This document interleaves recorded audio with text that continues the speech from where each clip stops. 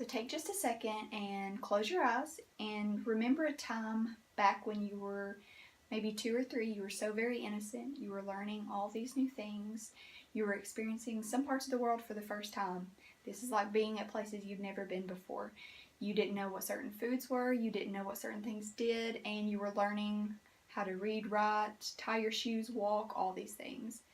Open your eyes and fast forward 20, 30 plus years, and you are the parent or the grandparent, and you're actually getting to witness your children or grandchildren, nieces, nephews, whatever, experience these things, learn these things, and you're getting to foster that and help them learn these things, help them become the people that they're going to be you one day. They're going to grow up and become adults, and you are responsible for helping them learn the correct way to do so.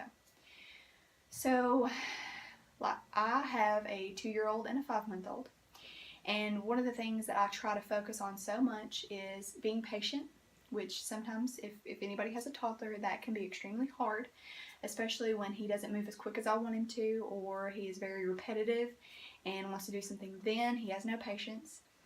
But I try to be that patient one for him.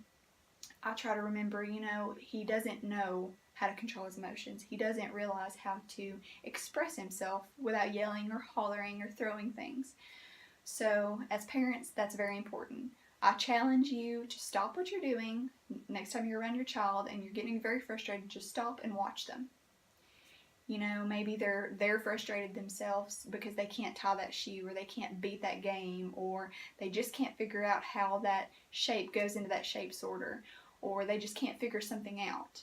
Maybe that's what it is. Help them learn. I try myself.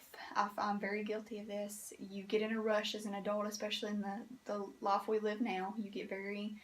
You're very busy. So sometimes it's easier to say, hey, let me do that. Let me put on your shirt. Let me put on your shoes. Let me just carry you out to the car. Don't walk. No, you don't need to walk, up those steps. Let me just do it. Let me do it for you. And I'm sure as toddlers and kids, they get so sick of hearing that. Let me do that. No, they want to do this. How else are they going to learn? We have to foster that learning.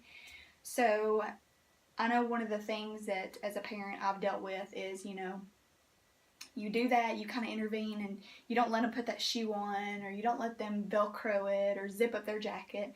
And then 3 or 4 months down the road, you're at the pediatrician and you're like, they're asking you, can they, do they have good hand-eye coordination? Can they do this? And you're like, not really. Little Bobby is having some trouble. And, they explain to you, this is where they should be at.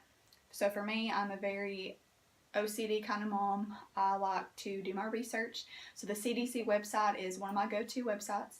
It actually has a portion on there for milestones. So I believe it breaks it down: birth, 2 months, so on and so forth through the months, a year old, 2 years, 3, 4, and just tells you the things that they should be meeting. Like my 2-year-old, he has been putting together 2 to 4 word sentences for a while, but that's actually a measure that's met at 2 years.